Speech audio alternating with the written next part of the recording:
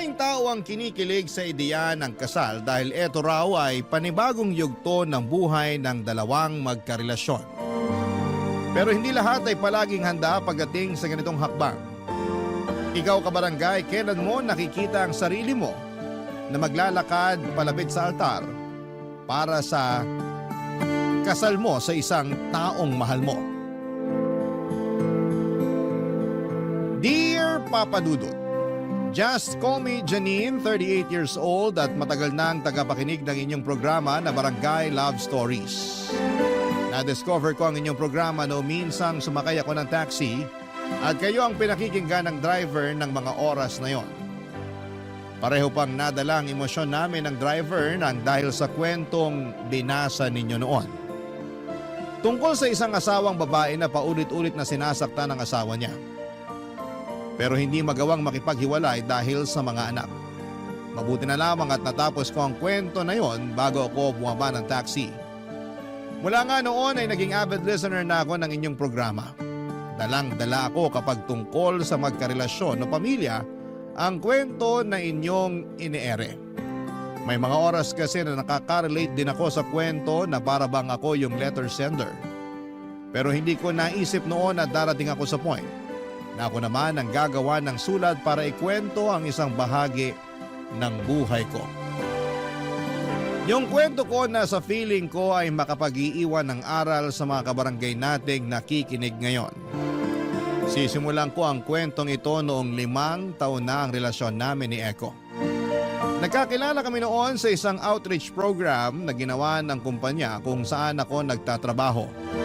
Nag-participate din kasi doon ang kumpanya nila kung saan kami nagkasama.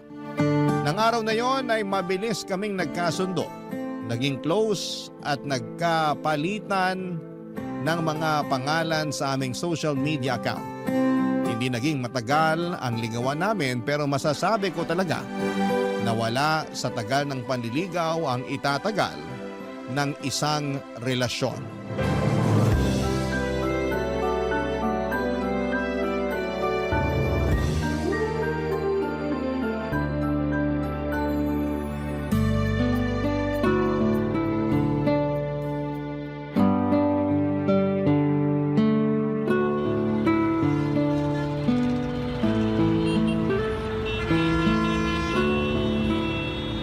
Grabe, sobrang traffic talaga sa area na to, no?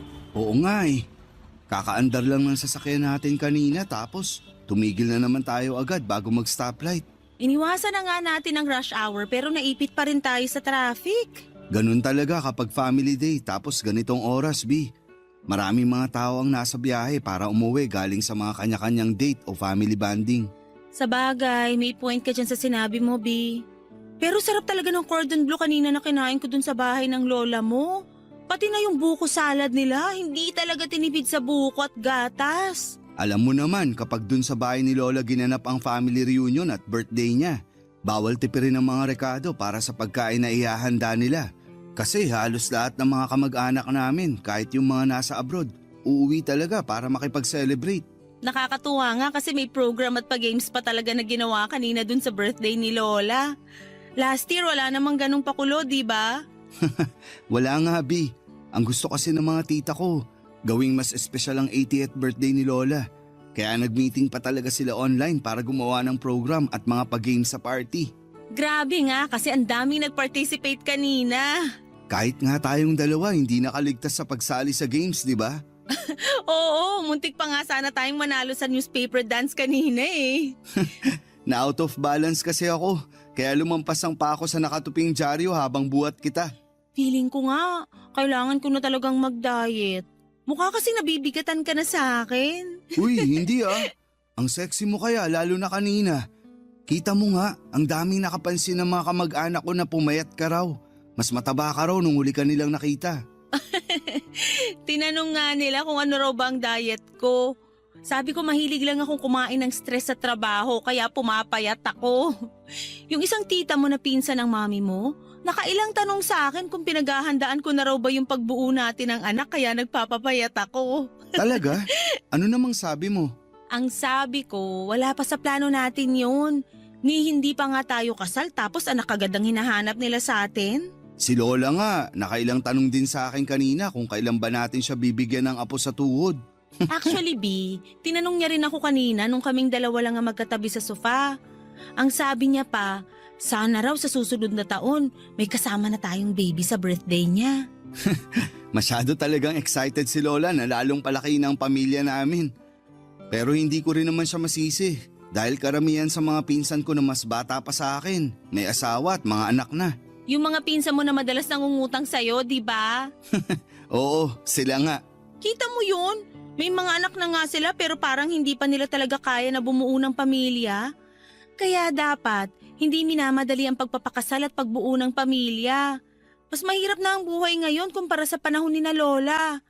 Kaya dapat din na maging mas tripling handa tayo bago tayo pumasok sa ganong klase ng responsibilidad.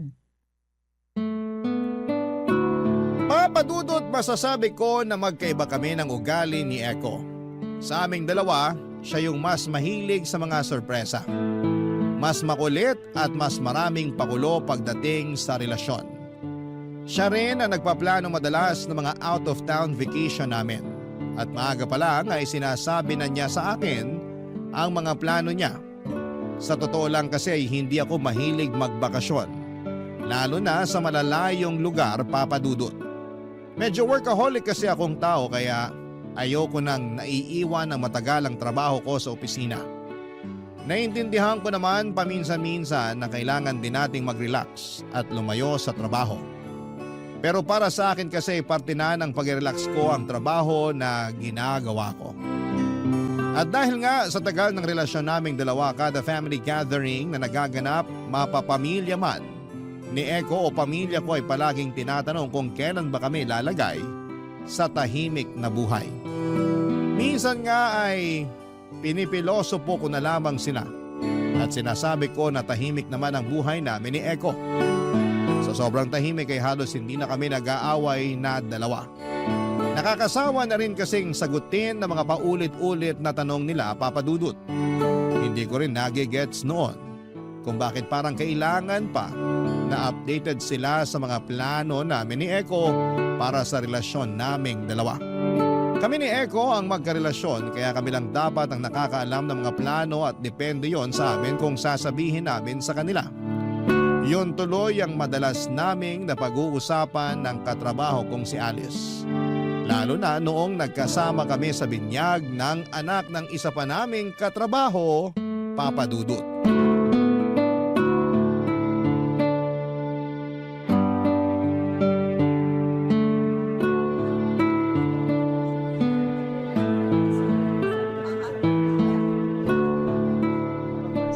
Alice, ang bongga ng birthday party ng anak ni Patricia, no? Correct ka dyan.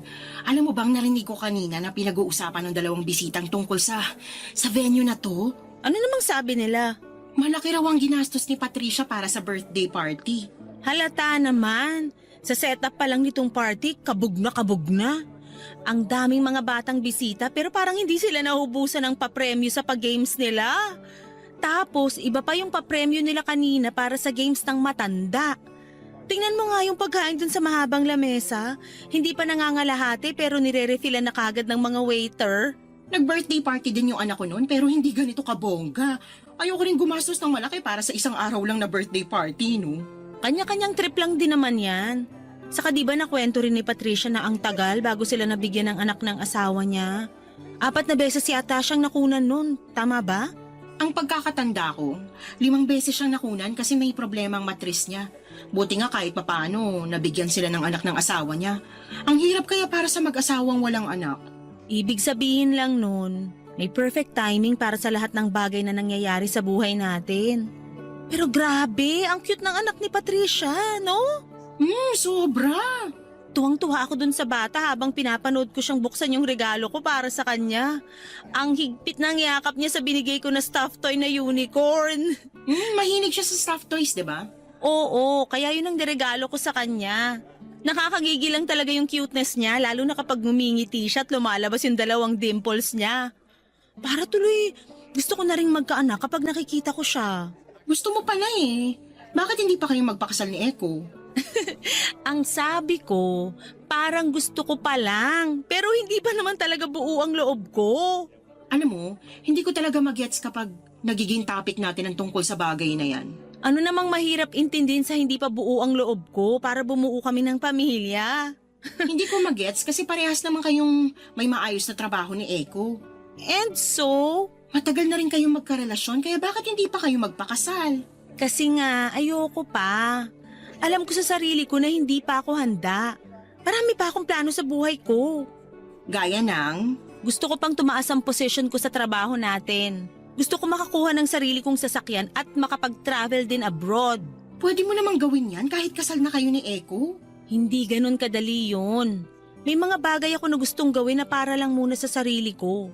Oo, kasama si Eko sa mga plano ko para sa future. Pero marami pa akong gustong gawin sa buhay ko bago ako magpakasal at bumuo kami ng pamilya.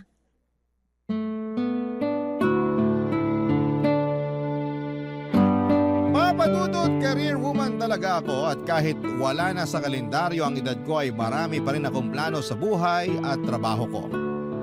Marami po akong goals na hindi naaabot kaya hindi ko talaga priority ang pagbuo ng pamilya.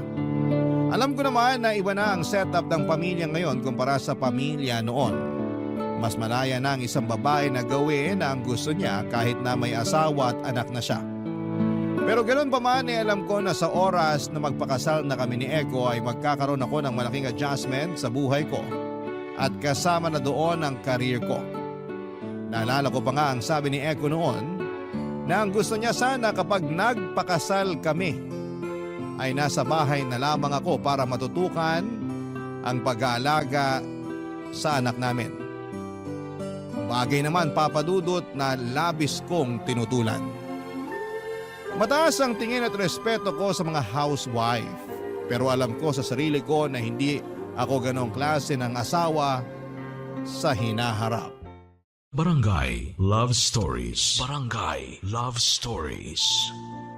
Papadudot, hindi lang ang pamilya namin ni Eko ang nangungulit at nagtatanong tungkol sa kung kailan ba kami magpapakasal at pagkakaanak. Pati na ang mga kaibigan namin ay palaging tinatanong yon kapag nagkikita-kita kami sa labas. Sa circle of friend kasi namin ni Eko, kaming dalawa na lamang ang hindi pa kasal at wala pang anak. Inaanak nga namin halos lahat ng mga anak ng mga kaibigan namin. Kaya may mga oras noon na nakakapagod din talagang sagutin yung paulit-ulit nilang mga tanong. Pero minsan ay napapansin ko na sinasakyan ni Eko ang mga tanong na yon. Humihirit siya at sinasabi na kung siya ang tatanungin ay handa na raw siya. Napakasalan ako anytime sa kahit saang simbahan man. Siyempre tinatawanan ko lamang yon dahil ayaw kong gawing seryosong usapan ang tungkol sa bagay na yon. Ang pagpapakasal at pagkakaroon ng anak ay hindi naman contest na kailangan naming makipag-unahan. Maraming bagay o aspeto ang dapat na i-consider bago pumasok sa ganitong klase ng responsibilidad. Hindi pwede yung handa lang kami para masabi na oras na para magpakasal at bumuo kami ng isang pamilya, papadudot.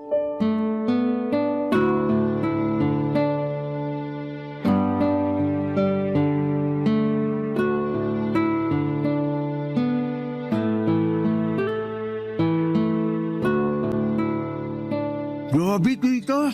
Solid sa sarap talaga tong potsero na niluto nyo. Halata nga. Parang pang-anim na kuha mo na yata ng kanin at ulam yung nasa plato mo eh. Mami! Binabantayan mo ba talaga pagkain ni Eko? Napansin ko lang naman na naparami yung kinakain niya. Nakakatuwa nga eh. Paano naman po hindi mapaparami ang kain niya? Paborito niya yung ulam na niluto niyo. Alam ko yun. Nabanggit mo yun dati.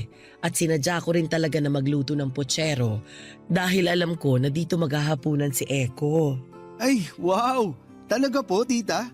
Oo. Naku, thank you po, tita. Kung alam nyo lang, dito lang po talaga ako sa bahay nyo nakakakain ng masarap na potsero. Dalas-dalasan mo kasi ang pagdalaw dito sa bahay para palagi kitang ipagluluto ng paborito mong ulam. Baka naman po makalimutan niyo ng iluto ang mga paborito ko dahil kay Eko ha? Di ka pa ba nagsasawa sa luto ko? Kahit kailan, hindi ako magsasawa sa mga luto nyo. Yan lang kasi yung hindi ko namana sa inyo. Madali naman pag-aralan ng pagluluto. Kailangan mo na rin simulan ngayon na gawin yon. Dahil kapag nagpakasal na kayo ni Eko, ikaw naman ang magluluto para sa kanya. Matagal pa naman pong mangyayari yun, Mami. Bakit naman matagal pa? Wala pa po yun sa plano namin. Aba, dapat pinagpaplanuhan nyo na yan ni Eko. Baka nakakalimutan mo. Wala na sa kalendaryong edad nyo pareho. Ano naman po kung wala na sa kalendaryong edad namin? Ibig sabihin, napag-iwanan na kayo ng mga tao sa paligid nyo. Yan din po ang sabi ng lola ko. Lahat po kasi ng kapatid ko, may asawa at mga anak na. Ako na lang po ang iniintay niya na magpakasal at magkaanak. Kita mo na, Janine? Hindi mo dapat hinahayaan na mapag-iwanan kayo ni Eko. Hindi naman po paunahan ng pag-aasawa at pagbuo ng pamilya. Kailangan pinaghahandaan po yun. Pero handa na kayo pareho, di ba? Hindi pa po. Bakit naman hindi pa? May mga goal pa po kasi ako sa trabaho ngayong taon at sa susunod na taon. Kailangan ko po munang unahin na maabot yung goal na yun bago ako magdesisyon tungkol dyan. Nandyan lang naman palagi ang trabaho, anak. Hindi yan mawawala. Pero ang edad at panahon ninyo ni Eko, lumilipas yan at hindi na pwedeng ibalik. Kaya dapat, hindi mo sinasayang sa trabaho ang lahat ng oras mo. Hindi naman po pagsasayang ng oras ang ginagawa ko sa trabaho. May mga plano lang po talaga ako na gustong matupad. May mga goal ako na gustong maabot pagdating sa career. Basta ako, tita. Ready na akong pakasalan si Janine. Kahit kailan at kahit saang simbahan pa niya gusto na magpakasal kami. Papadudot, may mga oras na hindi ko na napipigilan ang sarili ko na mainis. Kapag ang topic ng pagpapakasal ang paulit-ulit naming pinag-uusapan. Lalo na kapag may mga oras na sinasakyan nyo ni Eko. Ako kasi talaga yung naiipit kasi parang nawawalan ako ng kakampi. May mga oras kasi na sumasang-ayon talaga si Eko sa sinasabi ng ibang tao at dadagdagan niya pa. Nang naghihintay lamang siya na maging handa ako sa bago niya ako alokin ng kasal. Pero kung siya ang aalokin ko ng kasal ay kahit daw sa araw na yon ay kaagad niya akong pakakasalan. Hindi naman lingid sa kalaman ni Eko ang iba ko pang plano sa trabaho at sarili ko. Na gusto ko pang ma-promote kaya kailangan ko ring magpakasipag at magpasikat sa mga boss ko. Kaya nga may mga oras na natatanggihan ko ang mga out of town vacation na plano niya. Kasi noong mga panahon na yon ay nagpapakitang gilas talaga ako sa opisina namin. Bukod sa nakukulitan ako sa mga nagtatanong tungkol sa kung kailan ba kami magpapakasal, nape-pressure din talaga ako sa trabaho ko, Papa Dudut.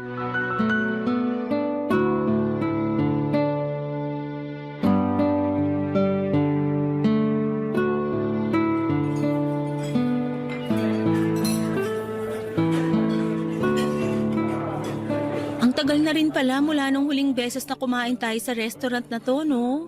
Oo, parang halos 1 taon na rin yung nakalipas. Ang layo din kasi nito mula sa workplace natin pareho eh. Pero worth it naman puntaan at kainan, di ba? Sobrang worth it. Ang sarap kaya ng kare-karing bagnet nila dito saka blueberry cheesecake. Nasira na naman tuloy yung diet ko. B, hindi mo kailangang mag-diet kasi hindi ka naman talaga tumataba. Akala mo lang yun, pero tuwing magtitimbang ako, palaging may nadadagdag sa bigat ko. Kahit dumoble pa ang timbang at lapad mo, hindi pa rin magbabago ang pagmamahal ko para sa'yo, B. Naku, humihirit ka na naman dyan. Nagsasabi lang ako ng totoo. Alam mo naman kung gaano ako kapatay na patay sa'yo, di ba? Patay na patay talaga. Oo, kasi di ba, 2 beses mo akong binasted nun. Kasi ang sabi ko, hindi ko pa priority ang pakikipagrelasyon noon. Kakalipat ko lang sa bagong trabaho ko kaya stressed pa talaga ako nung mga oras na yun. Oo, alam ko yun. Kaya nga hindi ka agad ako sumuko. Kahit parang wala nang pag-asa na sasagutin mo ako. Grabe ka naman, B. Nung una pa lang may pag-asa ka na talaga sa akin. Siyempre medyo nagpapakipot lang talaga ako saka alam ko rin sa sarili ko na hindi pa ako handang pumasok sa relasyon nung nakilala kita. Ayoko lang din na maging unfair sa'yo noon, kaya hindi muna kita sinagot. Oo, alam ko na rin yun. Kasi nasabi mo na rin sa akin ang tungkol doon. Pero thank you ah. Thank you saan? Kasi sa dinami-dami ng manliligaw mo, ako ang pinili mong sagutin. Makarami ka naman. Dalawa lang naman yung nagkasabay na manligaw sa akin noon. At ikaw lang ang in-entertain ko. Akala ko nga, hindi mo na uli ako tatawagan nung binasted uli kita sa pangalawang pagkakataon eh. Sinubukan talaga kitang tiisin. Pero ayun, hindi ko kaya. Kasi mahal na mahal talaga kita. Mahal na mahal din kita, Bi. Ay, ang sarap namang marinig ng mga salitang yan mula sa'yo, B. Pero grabe, ang bilis talaga ng panahon. Hindi ko napansin na 5 taon na pala ang relasyon nating dalawa. Ako rin, Bi. Akala ko nga, hindi mo matatagalan yung ugali ko kasi sobrang topakin ko. Okay lang, kasi mabilis naman ako nasanay. Grabe ka sa akin!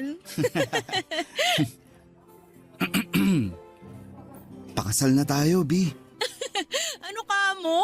Ang sabi ko, magpakasal na tayo, Janine. Ano bang nakain mo? Ba't ganyan ka magsalita? Hindi ko kailangan kumain ng kahit na anong kakaibang pagkain para itanong sa'yo ang tungkol sa kasal. Wala pa akong singsing ngayon pero handa na ako. Handa na akong pakasalan ka. Kahit mamaya o bukas at kahit saang simbahan mo pa gusto. Eko. Hindi na tayo bumabata, Janine. Gusto ko at gusto na rin ng pamilya ko na magpakasal tayo at magkaroon ng anak. Kaya ayoko nang sayangin ang pagkakataon na to para ayain kang magpakasal. Matagal ko nang alam sa sarili ko na handa na ako. Kaya gusto ko na sana Sorry, Eko. Pero ayoko pa. Ayokong pag-usapan ng kahit ano tungkol sa kasal. Kasi hindi pa ako handa. Hindi pa ako handa na magpakasal sa'yo at bumuo ng pamilya. Sana maintindihan mo na ayoko pa talagang magpakasal sa ngayon. Papadudot sigurado na ako na si Eko ang gusto kong makasama sa panghabang buhay. Siya lang ang lalaking nakikita ko na kasama sa altar at kapalitan ng pangako na habang buhay na pagsasama. Si Eko lang ang lalaking gusto ko na maging tatay ng mga magiging anak ko sa hinaharap. At bago ang gabi ng pagpopropose niya sa akin ay napansin ko na yung pagiging balisa ni Eko. May mga oras kasi noon na nahuhuli ko siyang nakatitig sa akin tapos kapag napatingin ako sa kanya, napapangiti na lamang siya bago umiwas ng tingin. Tapos napapadalas pa noon na isinisingit niya sa usapan namin ang tungkol sa plano para sa future naming dalawa. Kung saan ko raw ba gustong magpakasal, kung ilan ang gusto ko na maging anak namin, kung saan ko gusto na tumira, at kung ano-ano pang bagay na tungkol sa buhay may pamilya. Medyo kinakabahan na talaga ako noon kasi may kutob ako na kung saan papunta ang mga kakaibang kinikilos niya. Hanggang sa dumating na nga ang gabi ng pagpopropose niya sa akin. At nang gabi na yon, halo-halo na ang emosyon na nararamdaman ko. Hindi ko na rin halos maintindihan at isa lang ang sigurado ako. Hindi pa ako handa na magpakasal kay Eko. Barangay Love Stories. Barangay Love Stories. Papadudot medyo kinakabahan din ako kay Eko noon kasi nakita ko kung paano namula ang mga mata niya at nagpigil pa ng luha nang sabihin kong hindi pa ako handa na magpakasal sa kanya. Nagbitaw siya ng malalim na buntong hininga bago saglit na tumahimik. Saglit po kaming nagpakiramdaman bago naging seryoso ang boses niyang tinanong kung tapos na ba akong kumain at nang sabihin kong oo ay kaagad na niyang kinuha ang bill namin at binayaran yon. Sinabi niya na ihahatid na niya ako pauwi. Nang pauwi na kami sakay ng kotseng minamaneho ni Eko ay naging tahimik lamang talaga kami sa loob. Sobrang awkward talaga kasi wala ni isa sa amin ang bumasag sa katahimikan na yon.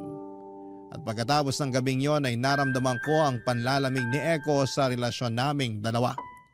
Hindi na niya ako masyadong tinatawagan at tinetext. Hindi na rin siya masyadong nag-reply sa akin. Naintindihan ko na nasaktan ko siya pero labis akong nalulungkot noon. Kasi hindi niya naiintindihan ang sitwasyon ko, Papa Dudut.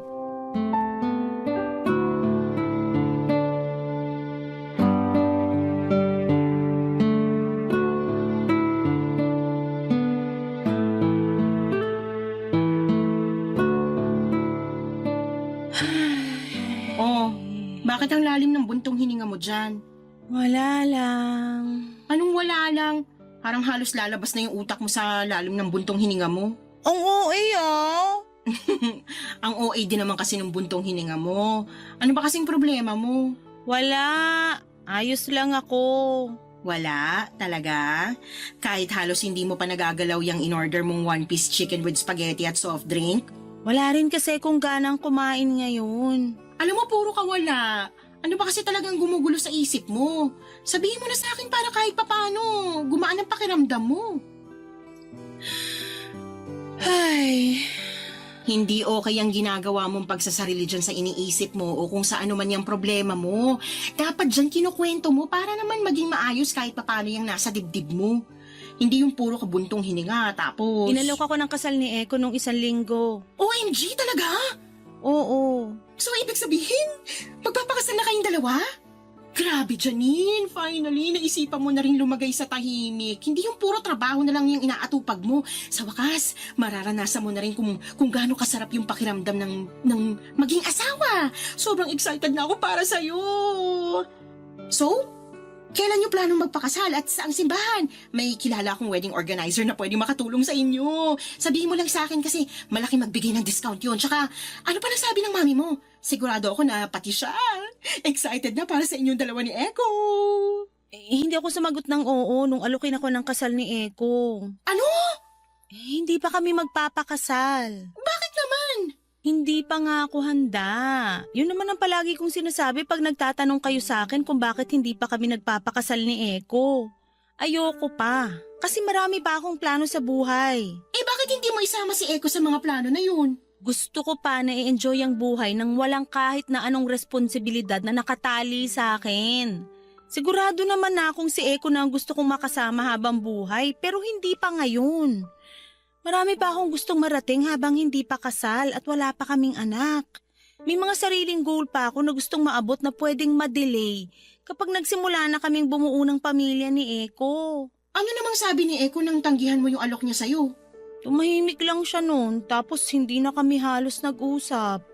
Iniiwasan niya rin ako. Hindi niya sinasagot mga tawag ko. Malamang nasaktan yung tao kaya tatahimik talaga yun. Hindi rin naman naging madali sa akin yung naging sagot ko sa kanya.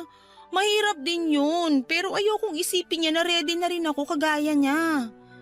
Ayokong umasa siya na kaya ko nang mag-settle down kami anytime. Hindi pa kasi talaga ako handa. At ayoko rin na gumawa ng desisyon na pwedeng pagsisihan ko sa hinaharap. Okay, nagigets ko ng point mo. Pero, hindi ko rin naman masisisi si Eko sa ginagawa niyang pag-iwas sa'yo kasi nga, sobrang nasaktan yung tao eh. Bigyan mo lang ng konting oras para makapag-isip-isip siya tapos subukan mo ulit siyang kausapin. Subukan mong ipaliwanag ang dahilan kung bakit hindi ka pa handa na magpakasal sa kanya. Papa Dudut, hindi ko talaga alam kung ano bang mahirap intindihin sa salitang hindi pa ako handa. Kailangan ko bang ipaliwanag sa lahat ng mga tao na kapaligid sa akin na hindi pa ako handang magpakasal kasi may iba pa akong priority sa career ko? Na gusto ko pang ma-promote sa trabaho at may ibang mga plano pa ako at dahil alam ko sa sarili ko na hindi pa talaga ako handa. Ayoko namang tanggapin ang alok na pagpapakasal ni Eko sa akin kung alam ko sa sarili ko na napipilitan lamang ako. Ayoko rin talagang saktan ang damdamin ni Eko dahil mahal ko siya. Pero gusto ko lang talagang magpakatotoo. Kaya hindi ko talaga alam noong una kung nagkamali ba ako sa ginawa ko na pagtanggi sa alok na pagpapakasal ni Eko. Hindi lang naman siya ang nasaktan kung hindi pati na rin ako dahil sa pag-iwas na ginagawa niya sa akin noon. Nasasaktan ako, Papa Dudut, kasi parang hindi niya man lang sinubukang intindihin ang sitwasyon. Sa kabilang banda ako pa rin ang gumawa ng paraan para muli kaming magkausap ni Echo. Hinintay ko siya na makalabas sa building kung nasaan ang opisina nila.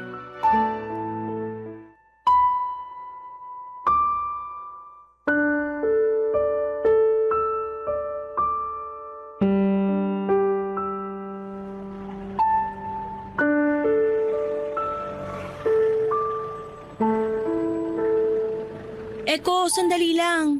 Anong ginagawa mo dito? Hinintay talaga kita para makapag-usap tayong dalawa. Kailangan ko makauwi ka agad, kaya sa ibang araw na lang tayo mag-usap, Janine. Eko, please naman. Huwag mo kong iwasan. Alam mo na kailangan nating mag-usap ngayon. Ano pa bang kailangan nating pag-usapan? Yung tungkol sa ating dalawa. Janine, malinaw naman, di ba? Malinaw na hindi mo tinanggap ang alok kung pakasalan mo ko. Oo, pero hindi naman ibig sabihin no na ayoko na magpakasal sa'yo. Wala naman akong balak na tapusin yung relasyon natin eh. Parang ganun na rin yun. Dahil pinaramdam mo sa akin na ayaw mo akong pakasalan. Tinanggihan ko yung alok mo ng kasal hindi dahil ayokong magpakasal sa'yo. Hindi pa nga kasi ko handa. Pero bakit nga? Bakit hindi ka pa handa hanggang ngayon? Janine, ilang taon na tayong magkarelasyon. Kulang na nga lang. Magsama na tayo sa iisang bahay dahil sobrang kilala na natin ang isa't isa. Ang hindi ko lang talaga maintindihan kung bakit palagi mong sinasabi na hindi ka handa. Mahal mo naman ako, di ba? Oo, sobra. At wala akong ibang gusto na makasama habang buhay kung hindi ikaw lang, Eko. Yun naman pala. Bakit hindi ka pa magpakasal sa akin kung mahal mo naman pala ako? Kasi ayoko ngang madaliin yung bagay na alam kong hindi pa ako handa. Eko, alam mo naman ang pinagdaanan ko sa buhay, di ba? Maagang nagpakasal sina mami at daddy noon kaya hindi naging madali ang buhay namin habang lumalaki ako. Naranasan ko kung paano tipirin ni na mami baon namin para lang may pambayad ng bill sa bahay. Nagutom ako nung bata pa ako pero hindi ko yun sinabi kay mami. Kasi nga alam kong sobrang gipit kami sa pera. Nag-working student ako para lang makatulong sa bahay at makatapos ng pag-aaral ko. Marami kaming hirap na pinagdaanan bago naging maayos at magaang ang buhay namin. Kung iniisip mo na baka mararanasan yun ng magiging anak natin, hindi ko hahayaan na mangyari yun. Pareho tayong may trabaho at magtutulungan tayo sa lahat ng bagay. Pero natatakot pa rin ako, Eko. Palagi kong naririnig nun kay mami na marami pa siyang bagay na gustong gawin sa buhay bago sila nagpakasal ni daddy. Hindi siya nagsisisi sa pamilya na meron siya ngayon. Pero nagsisisi siya na hindi niya nagawang enjoyin yung buhay niya nung wala pa siyang anak. So, natatakot ka na baka magsisi ka sa oras na pakasalan mo ko? Hindi sa ganon, Eko. Natatakot ako na baka magsisi ako sa oras na itali ko na yung sarili ko sa isang napakalaking responsibilidad. Hindi naman laro ang pagpapakasal eh. Mas lalong hindi laro ang pagbuo ng sariling pamilya. Marami pa akong gustong marating sa career ko at marami pa akong goals na gustong maabot. Hindi mo ba maaabot ang mga yon ng kasama ko? Gusto kong patunayan sa sarili ko na mas may itataas pa ang estado ng buhay ko sa sarili kong pagsisikap. Gusto ko rin munang makita na mas gumanda pa ang takbo ng career ko. Hindi rin tumadali para sa akin. Nahihirapan ako, maniwala ka man o hindi. Takot na takot din ako. Kasi baka mawala ka sa akin. Eko, mahal kita. At kung talagang mahal mo ko, irerespeto mo yung desisyon ko.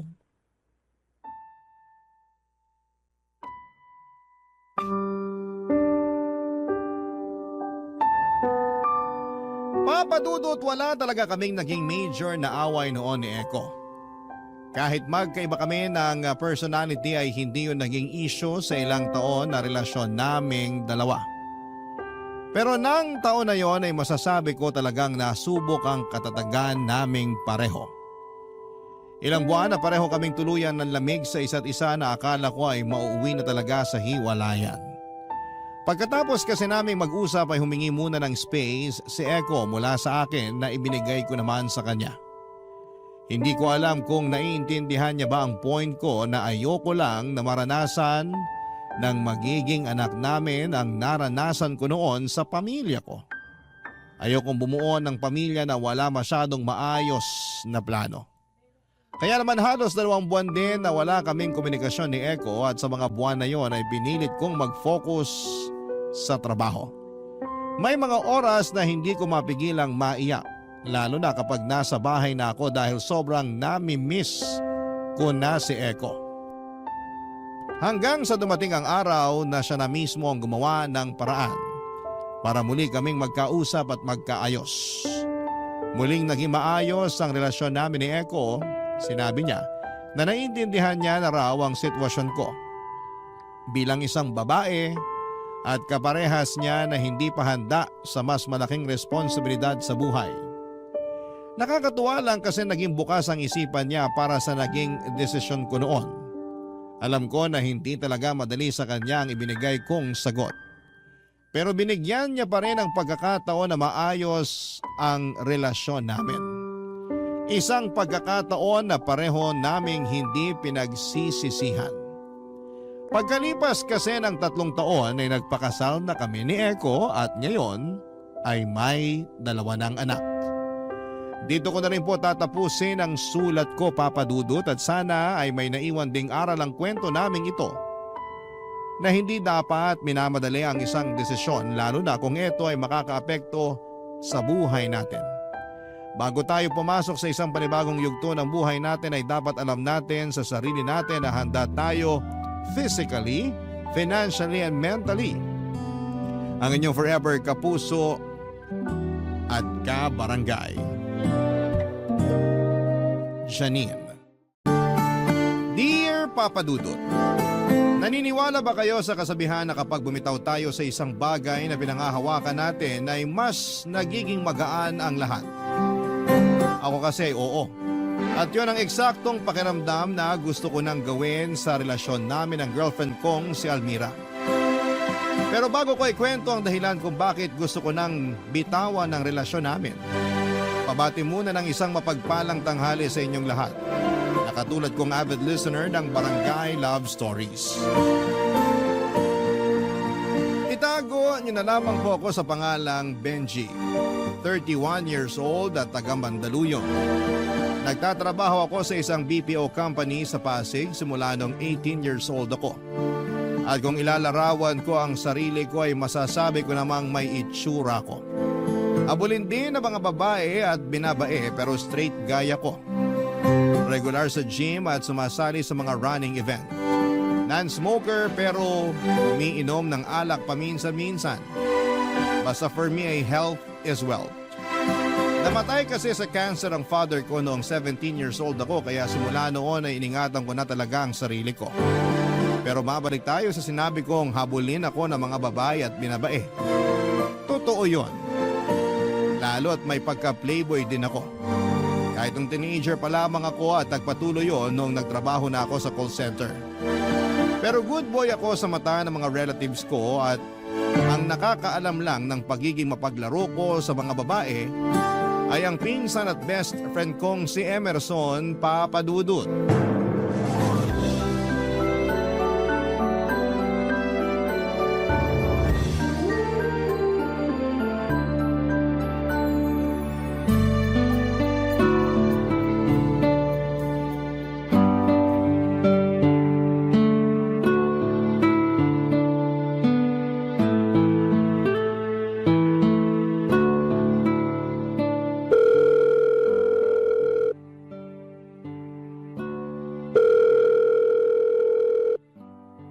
Tagal naman sagutin yung tawag ko.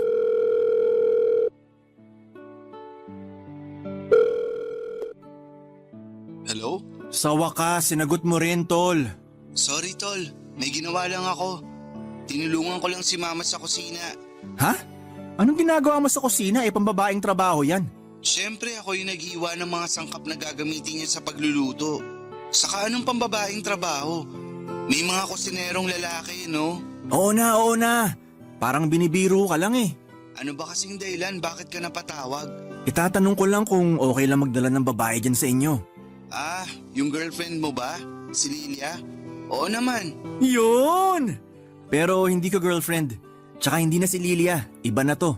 Anong ibig mong sabihin? Break na kami ni Lilia. Masyadong controlling. Palibhasa, Scorpio ang zodiac sign. Ganun ba yun? Ewan ko, nababasa ko lang sa Facebook. At naniwala ka naman. Oo, kasi ganun si Lilia. Kaya nga kami nag-break eh. Maniwala sa'yo. Ang sabihin mo, babaero ka lang talaga. Uy, shh ka lang dyan. Mamaya marinig ka nila tita, ano pa isipin nun sa akin? Malamang dahil sa iba't ibang babae na sinasama mo sa mga gathering natin, iisipin talaga nila na babaero ka. Ganun ba yun?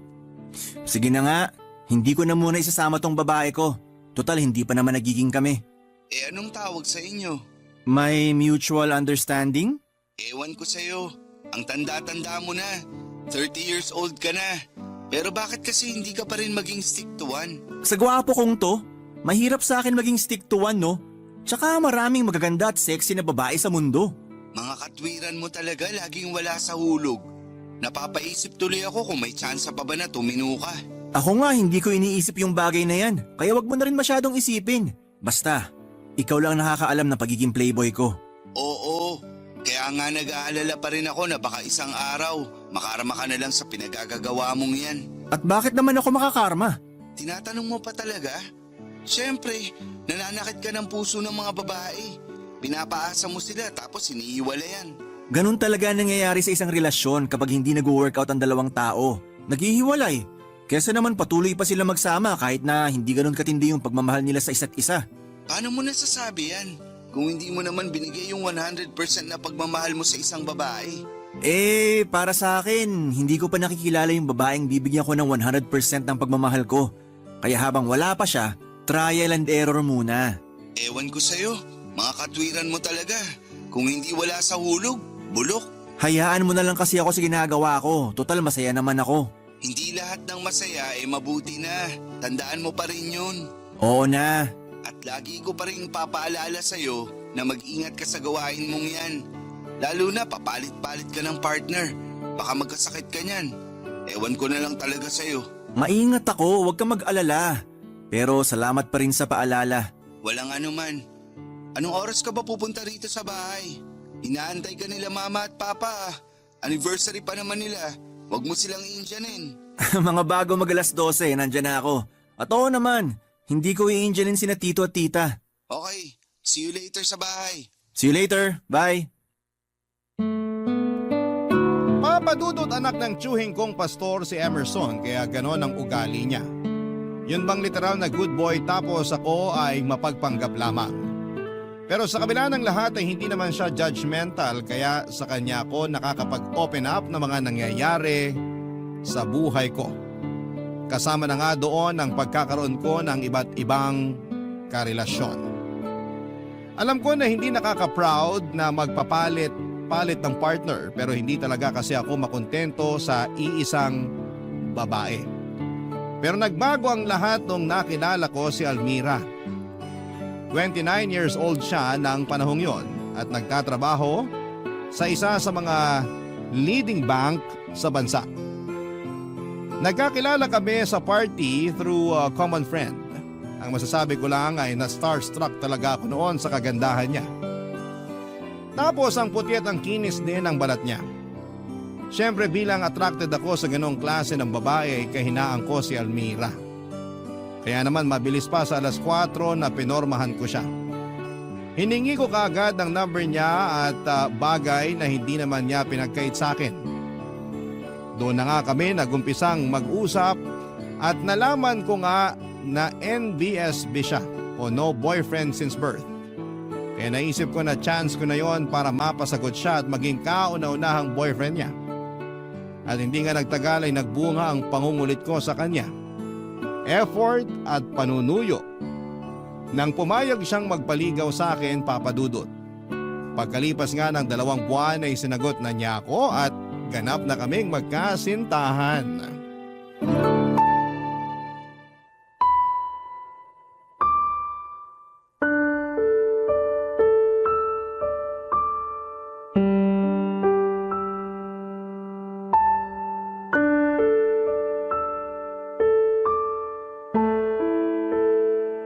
Mahal, ano bang ginagawa natin sa lugar na to? Ano pa nga bang ginagawa ng mag-boyfriend at girlfriend sa lugar na to? Kaso Eddie! hindi pa ako handa eh. Ha? Hindi ka pa handa saan? Saan pa ba? di dun sa ginagawa ng mag-boyfriend at girlfriend sa motel. Pambihira ka naman. Kaya nga kita dinala rito para gawin na natin yung bagay na yon. Akala ko naman willing ka kasi sumama ka. Nung una, willing ako pero biglang nagbagong isip ko eh. Hindi pa pala ako handa. Labo mo naman eh. Bakit hindi ka pa handa? Nandito na tayo. Hindi ko rin ma-explain basta yun yung nararamdaman ko. Sorry. Siguro natatakot ka no? Oo, hindi ko rin alam gagawin ko eh. Basta sabayan mo na lang ako. Huwag kang matakot. Tuturuan naman kita eh. Kaya lang 'di ba, dapat ginagawa lang ng mag-asawa yung bagay na yun. At kanino mo naman nalaman yan? Anong kanino nalaman? General knowledge yun. Ang mag-asawa lang ang may karapatang gawin yung bagay na gusto mong gawin natin. Noon yon, pero hindi na ngayon. Masyado mo naman tinatali sarili mo sa makalumang panahon eh. Kainis ka naman. Huwag ka namang mainis oh. Sinasabi ko lang naman sa'yo yung nararamdaman ko eh. Paano naman yung nararamdaman ko? Sa lagay yung sa'yo lang mahalaga kasi babae ka? Benji naman, please, huwag kong sumigaw.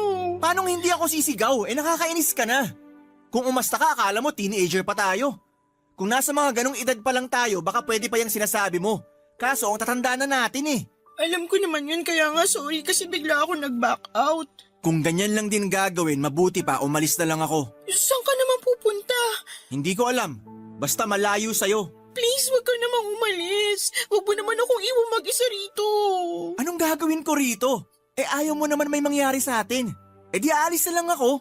Bahala ka na sa buhay mo. Nagtatampo ka ba? Hindi ba halata? Halata kasi daig mo pa yung batang nagtatantrums dahil hindi na pagbigyan. Lalaki ako at may pangangailangan ako. Kung hindi mo kayang ibigay sa akin yun, mabuti pa, wag mo na lang akong insultuhin. Kung ano-ano pang sinasabi mo dyan. Sorry no kasi.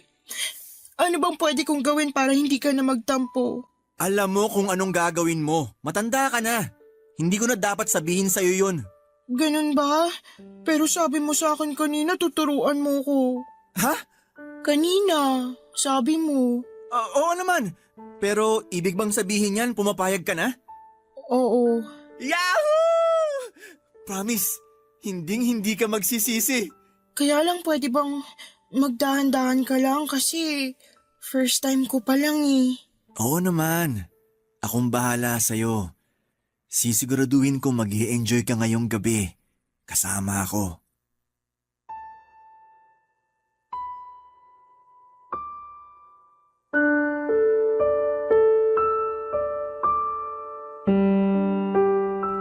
Papadudod doon ko na-realize na medyo makalumang tao si Almira.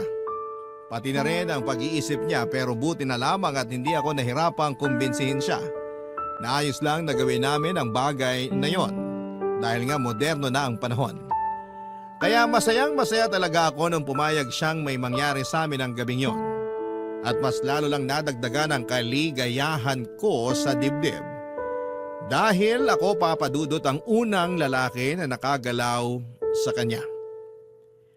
Hindi ko na masyadong idedetalye pa pero isa lang ang masasabi ko, pinaka the best. Na experience ang nangyari sa amin ang unang gabi ni Almira. Hindi nagtagal ay siya na ang nag-i-insist na may mangyari sa amin at sobrang saya ko noon. Siya na ang madalas na nagyayaya sa akin at sino ako para tanggihan ang paanyaya ng isang katulad niya. Hindi ko rin may paliwanag pero ang galing ni Almira sa parteng nabibighani niya ako hindi lang sa pisikal niyang katangian at galing sa pakikipagromansa kundi maging sa buong pagkatao niya. Alam ko, nang mga panahon na yon na natagpuan ko na ang babaeng mamahalin ko ng 100%. Barangay Love Stories. Barangay Love Stories.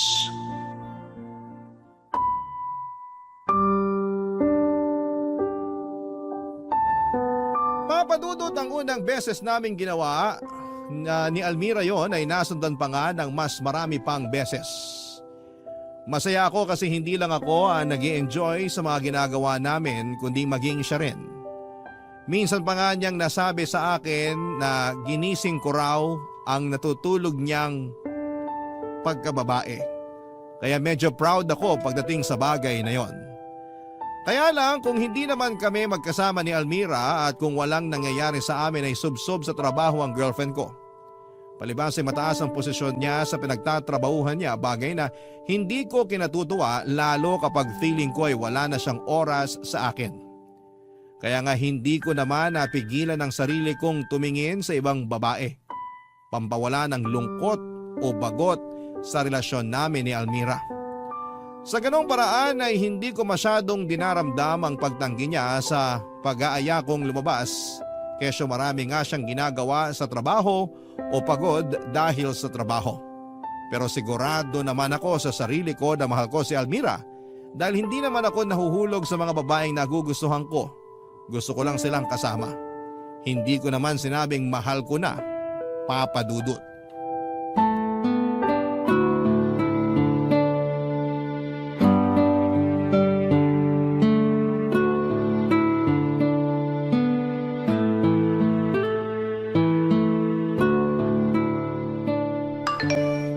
Uy, nag-reply na rin siya. Si Almira? Akala ko ba nasa seminar sila ngayon? Oo nga. Bakit? Sinabi ko bang si Almira yung nag-reply? Nag-assume lang ako kasi ang lapad ng ngiti mo. Kulang na lang mapunit yung pisngi mo. Oh. Tapos malalaman kong hindi pala yan si Almira. Sino yan ha? Wala lang to. Kailan ka pa naging chismoso ha? Alam kong masama maging tsismoso. Pero mas masama yung may iba kang babaeng inaatupag habang busy ang girlfriend mo. Ikaw nang may sabi, busy ang girlfriend ko. Kaya nga may kasabihan na, pag wala ang pusa, naglalaro ang daga. Kung ganun, totoo nga na may ibang babae ka? Relax ka lang dyan, tol. Paano ako magre-relax? Mukhang bumabalik ka na naman sa pagiging babaero mo. Akala ko pa naman nagbago ka na nung makilala mo si Almira.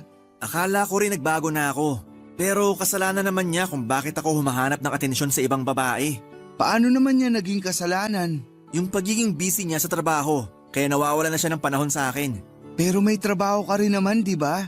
Dapat alam mo yung pakiramdam na yun. Meron at alam ko naman yon. Pero mas busy sa akin si Almira.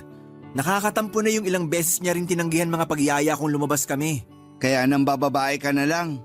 Oo na hindi. Anong oo na hindi? Labo mo naman? Oo, pero hindi ko naman mahal tong babaeng to. Kumbaga libangan ko lang siya para hindi ko masyadong maramdaman yung pagka-busy sa trabaho ng girlfriend ko. Tsaka si Almira pa rin naman ang mahal ko. Ang alam ko sa pagmamahal, dapat nananatili kang tapat sa taong mahal mo. Yun yung sayo, pero iba naman yung alam ko. Ewan ko sa'yo, Benji. Hayaan mo na lang kasi ako sa ginagawa ko. Malaki na ako, alam ko na to. Paano kita hahayaan? Masama nga yan. May girlfriend kang tao. Ipapaalala ko lang sa'yo. Sigurado pag nalaman ni Almira yung pagiging babaero mo, hihiwalayan ka nun. Wag naman, mahal ko yun eh. Kung talagang mahal mo si Almira, hahanap ka ng ibang pagkakaabalahan. Hindi ang pambababae mo. Marami naman dyan eh. Wala ka bang sasaliyang marathon dyan? Para kahit paano malibang ka naman. Wala eh. Tsaka tinatamad na akong sumali. Mabuti pa, sumama ka na lang sa akin. Kung sa church yan, pas ako. Alam kong sasabihin mo yan, kaya hindi tayo dun pupunta. Eh saan? Sa book fair. Meron dito sa Metro Manila at gusto kong puntahan. Dun mo ako samahan. Boring naman nun, puro libro. Kaya nga book fair. Anong ine-expect mong makita? Mga alak? Oo, tsaka mga babaeng sumasayaw sa pole. Biro lang. Ikaw lang yung tumanda pero paurong. Sakit mo naman magsalita. Biro nga lang, di ba? Biruin mo na ang lasing, pati na ang bagong gising pero wag lang ako. Wag ka na kasing pikon, tol. Basta, tigilan mo na yung paglalaro mo ng apoy. Matanda ka na eh. Matakot ka na lang din mapaso, sinasabi ko sa'yo.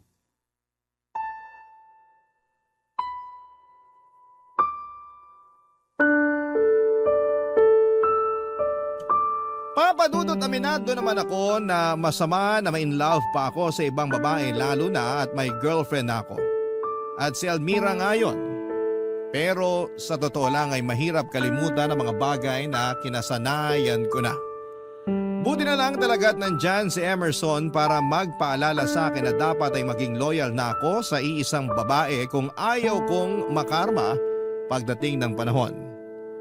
Sino ba naman ang gustong makarma, hindi ba?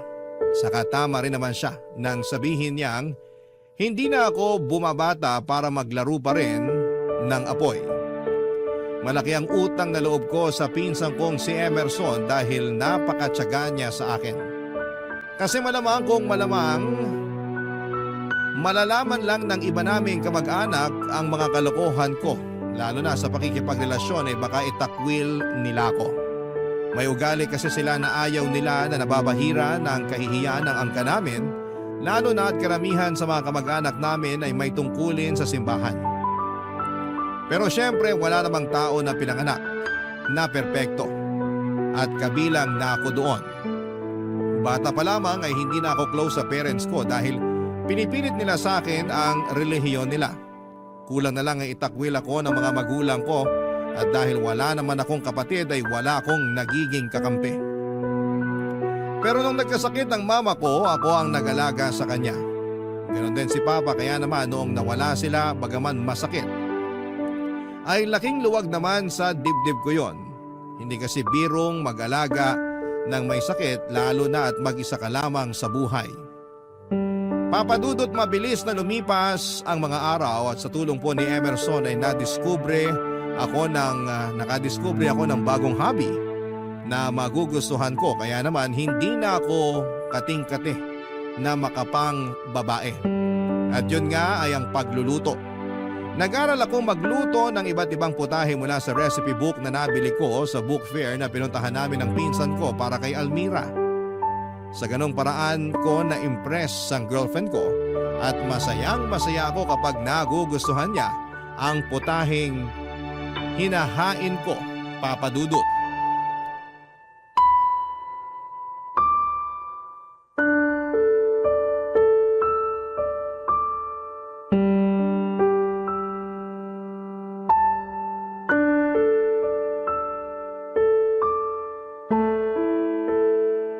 Mahal, baka naman pwede mo na akong pagbigyan. Alam mo namang miss na kita eh. Miss na rin kita pero wag mo na ngayon. Ha? Bakit? Kasi masama pakiramdam ko eh. Masama pakiramdam mo? Nakapunta ka nga rito sa apartment ko. Pumunta ako rito kasi gusto kitang makasama, hindi para makipagsiping sa'yo. Tsaka, hindi ka ba nakakaintindi? Masama nga pakiramdam ko, masakit puson ko. Meron ako. Ano ba yan? Wrong timing naman. At yun pa talaga yung naisip mo? Bakit ba kasi nagpunta ka pa rito kung meron ka? Sana pinahinga mo na lang sa inyo. Di ba sinabi ko na nga gusto kitang makasama? Akala ko ba miss mo na ako tapos ngayon kulang na lang ipagtabuyan mo rito ako sa apartment mo nung nalaman mong meron ako? Ganun na lang bang tingin niyo sa aming mga babae? Para usan? Hoy, hindi naman ganyan tingin ko sa'yo ah. Hindi raw. Pero bakit yun ang nararamdaman ko? Ang bihira naman oh. Alam ko ako yung nagtatampo rito. Pero sa lagay mukhang mas ikaw pa yung masama ang loob sa atin ah. Ano ulit yun? Nagtatampo ka na naman kasi hindi ka napagbigyan sa gusto mo mangyari. Siyempre, lalaki ako. May pangangailangan ako. Tsaka tagal mong naging busy. Ngayon na nga lang tayo nagkasama.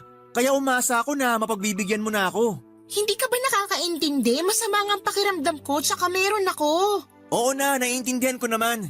Hindi mo na kailangan paulit-ulitin pa yon. Kaya nga sabi ko sana di ka na nagpunta rito. Ah, baka naman kaya ka nagpunta rito kasi gusto mong magpaalaga sa akin ha? Bakit? Masama ba? Hindi, pero busy ako. Busy saan? Wala ka namang ginagawa ah. Meron na. May laro raw kaming basketball mamaya ng mga tropa ko. Niyaya nila ako kaya sasama ako. Sumali ka ng basketball eh hindi ka naman marunong mag-dribble. Sobra ka naman. Kaya nga sumali para matuto. Pwede bang saka ka na lang pumunta sa laro nyo. Dito ka na lang muna. Samahan mo ko. Mag-banding tayo. Ano naman gagawin natin? Mag-movie marathon. Marami magagandang pwedeng panoorin ngayon. Alam mo namang hindi ako mahilig manood ng movie. Para sa akin, pag-aaksaya lang ng oras yun. Pwede bang mag-aksaya ka na muna ng oras kasama ko? Yun lang naman kasi yung pwede natin gawin ngayon lalo na ang sakit-sakit ng puson ko. Please. Ano pa nga bang magagawa ko? Konsensya ko pa kung iniwan kita rito sa ganyang kalagayan. Thanks, mahal. Kahit mukhang napipilitan ka lang. Huwag mo nang banggitin yung bagay na yon. Lalo ko nawawalan ng gana eh. Sige ka, iiwanan kita rito. Sorry na. Mabuti pa, Pagluto mo na lang ako ng masarap para gumaan-gaan naman yung pakiramdam ko. At nautusan pa nga ako. Hindi kita inuutusan, okay? Tsaka huwag ka nga umasta na akala mo aping-api ka sa relasyong to. Lalo lang sumasama loob ko sa'yo eh. At ikaw na naman ang masama ang loob. Totoo talaga yung kasabihan na only women, children, and dogs are loved unconditionally. A man is only loved under the condition that he provides something. Ay, mapapasana all ka na lang talaga. Papadudot, masama pa rin ang loob ko kay Almira ng mga panahong yon dahil hindi niya napagbigyan ang gusto kong mangyari. Bukod sa wrong timing din ang pagkakaroon niya ng period kaya mas nadagdagan lang ang inis ko. Kaya nga pinaramdam ko sa kanya na masama talaga ang loob ko sa pamamagitan ng pagtitiis na wag siyang kibuin ng buong araw kahit na nag-i-insist siya na magbanding kami sa pamamagitan ng panonood ng pelikula. At nagpatuloy pa nga ang silent treatment ko sa kanya ng sumunod na araw. Ewan. Sa dinami-rami ng mga babae na naging partner ko ay ganito pala ang pakiramdam kapag nagsettle ka na sa isa.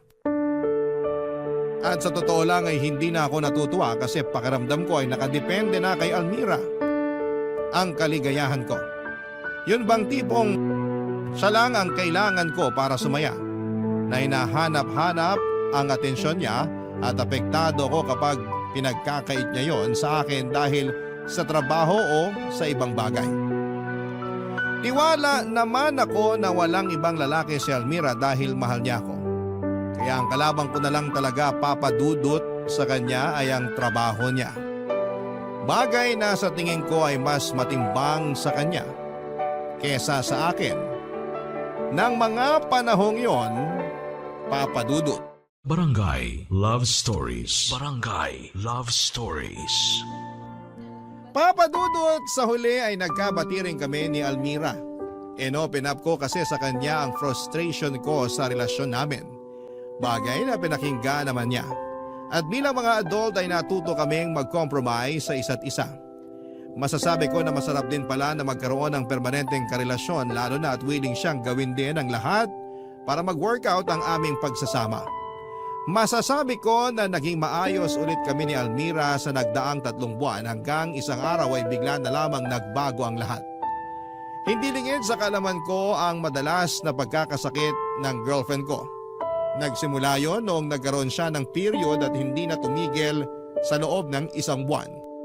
Nang kumonsulta siya sa gynecologist, na-diagnose siyang may abnormal uterine bleeding. Niresetahan siya ng gamot para huminto ang pagdurugo at tumigil naman yon pero hindi niya sinabi sa akin na bumalik din pala pagkalipas ng 2 linggo. May tampuhan pa nga kami noon kasi hindi niya ako sinamahan sa outing namin ng mga katrabaho ko. Kesyo trabaho na naman niya ang dinahilan niya. Kaya nga noong kinompronta ko siya ay doon ko na nalaman ang katotohanan, papadudot.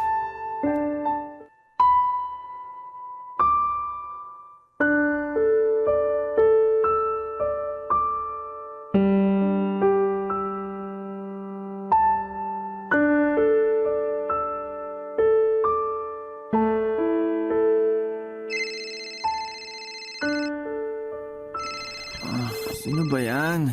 Aga-aga. Storbo. Hello? Hello, mahal. Oh, mahal. Aga pa. Napatawag ka. Oo nga pasensya ka na. Busy ka ba? Hindi naman, pero natutulog kasi ako. At naistorbo mo lang naman ako. Alam mo namang graveyard shift na kami. Kaya tulog ako sa araw. Pasensya ka na, nakalimutan ko. Masyado kasi akong occupied. Occupied sa work mo? Hindi na bago yun. Mas madalas pa nga na trabaho mo laman ng isip mo kesa relasyon natin. Ayoko magsimula ng away, pwede ba? Hindi pwede kasi may init ulo ko ngayon. Lalo sinira tulog ko. Kailan ka ba magmamature? Alam mo, tama yung nakwento mo na sinabi sa'yo ni Emerson na tumatanda ka ng paurong. Grabe ka naman. Kung tumawag ka lang para ipamukha sa akin ng bagay na yan, mabuti pa, ibaba ko na tong phone para makatulog na ako ulit. Pag ako napuyat talaga mamaya sa trabaho, sisisihin kita. Mamaya mo na ibaba. Bakit ba kasi? May gusto ka bang sabihin? Oo, meron. Ano ba yun? Sabihin mo na bago pa kita matulugan. Antok na nga sabi yung tao eh. Ano kasi, nalaman ko na yung result ng biopsy ko, mahal. Ha?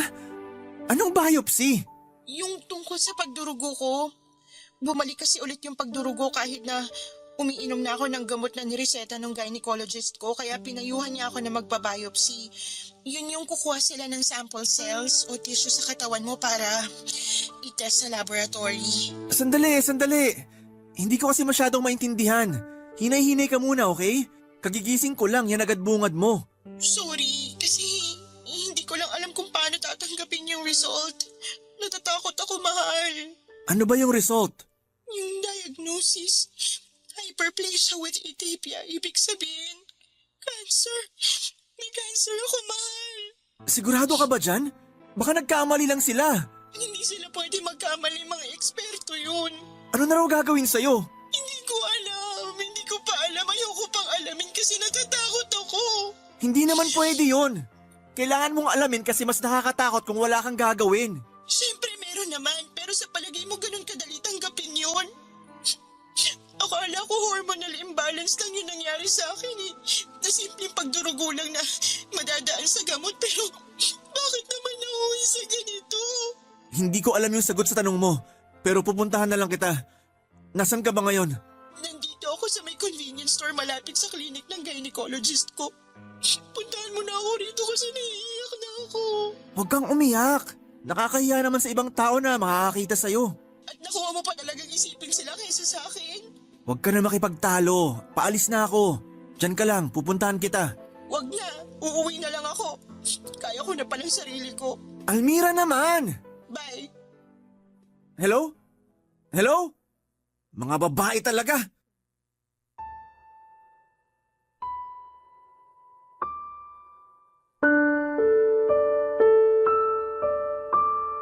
Papadudot gulat na gulat ako nang malaman ko ang resulta ng biopsy ni Almira. Pakiramdam ko ay pinagsakluban ako ng langit at lupa na pati siya ay tinamaan din ng cancer. Bigla tuloy bumalik sa akin yung alaala ko noong inaalagaan ko ang mga magulang ko na nagkasakit din. Bagaman hindi cancer ang kinamatay ni Mama, yun naman ang cause of death ni Papa. Natakot ako kasi alam ko sa sarili ko na mauulit na naman ang pinagdaanan ko habang inaasikaso ang mga magulang ko noong may sakit sila hanggang sa kanilang kamatayan. Pero syempre nanaig pa rin ang awa ko sa girlfriend ko. Nalungkot ako ng husto sa kalagayan niya at bilang boyfriend niya, responsibilidad ko siya, papadudot. Katulad ko kasi ay ulilang lubos na si Almira. May isa siyang nakababatang kapatid pero nasa Mindanao at madalang na lamang din ang kanilang komunikasyon. Ang pinakamalapit niyang kamag-anak ay nasa Camarines Norte. Kaya nga ako ang kasakasama ni Almira sa pagpapagamot niya noong lumala na ang sakit niya. Na-diagnose siya na mayroong endometrial cancer o cancer sa lining ng kanyang matres. At sa loob ng 7 buwan ay aaminin kong naubos na ako at nawala na ng pag-asa. Kaya nga nasabi ko sa pinsang kong si Emerson kung gaano na ako kapagod at gusto ko nang bumitaw, papadudot.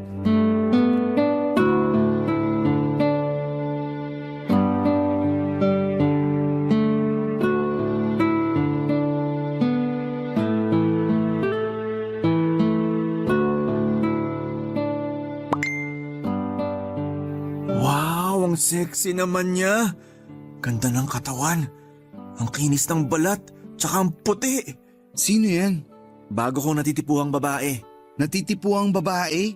May girlfriend ka na, di ba? Oo, pero hindi ko kasi mapigilan. Kahinahan ko mga mapuputi tsaka makikinis ang balat. Tol, nasisiraan ka na ba ng ulo?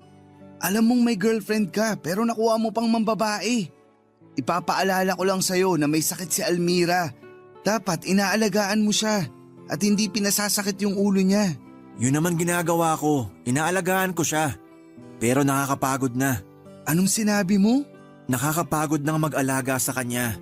Parang hindi naman kasi umuokay yung kalagayan niya. Parang di naman tumatalab yung mga gamot sa kanya. Pareho na kaming nawawalan ng pag-asa na baka gumaling pa siya. Kaya nga mas lalo mo siyang alagaan. Lalo mo siyang tutukan. Kasi kailangan ka niya ngayon. Pero pagod na nga ako, tol. Hindi ka ba nakikinig? Pagod na ako. Nung nagkasakit parents ko, ako nag-alaga sa kanila. Wala akong katulong. Kasi wala rin naman akong mga kapatid. Kung dumadalaw man kayo sa kanila, saglit lang. Pag umalis kayo, ako na lang yung naiiwan sa kanila para asikasuhin sila. Kaya nga nung namatay sila, aaminin ko na medyo nakaramdam ako ng konting kaginhawaan sa dibdib. Kasi wala na akong aasikasuhin pa. Tapos ngayon, mauulit na naman kay Almira yung pinagdaanan ko noon sa mga magulang ko. Parang di naman yata patas yun. Anong hindi patas dun? Paanong hindi naging patas yun? Sa inyong dalawa, siya yung may mas mabigat na pinagdaraanan. Yan tayo eh.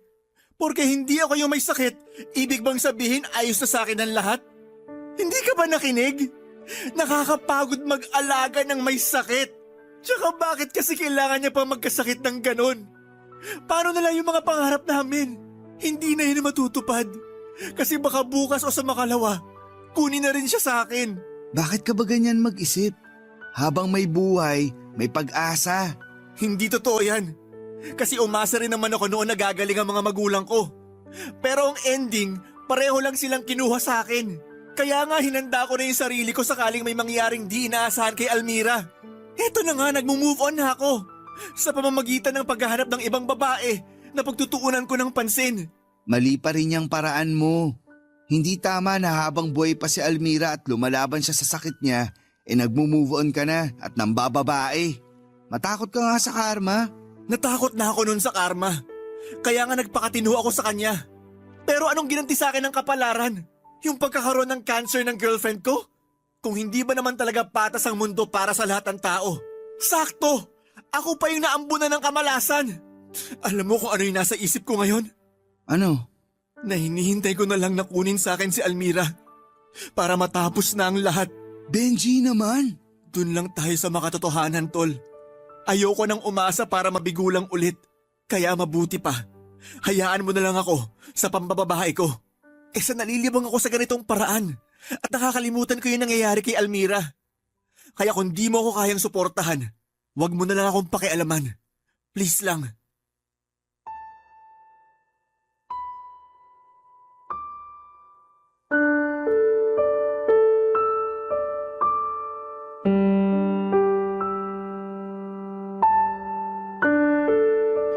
Papadudot, hindi nyo ako masisisi kung ganon ako mag-isip dahil napaka-unfair ng tadhana sa akin. Sa lagay, yun ba ang premyo ng pagiging mabait at stick to one sa isang relasyon? Yun ba ang balik ng karma kapag tuluyan na akong nagpakatino? Yung bibigyan ako ng partner na aalagaan ko katulad ng mga magulang kong may sakit noon at sa huli ay kukunin na lamang din sa akin. Kung oo, sana hindi na lang pala ako nagbago para hindi ko na ulit pagdaanan yung ganong klase ng karanasan kasi nakakapagod na. Sa kasalukuyan, papadudod ay tuloy-tuloy ang gamutan ni Almira at imbes na bumuti ang kanyang kalagayan, lalo lang lumala ang kanyang karamdaman.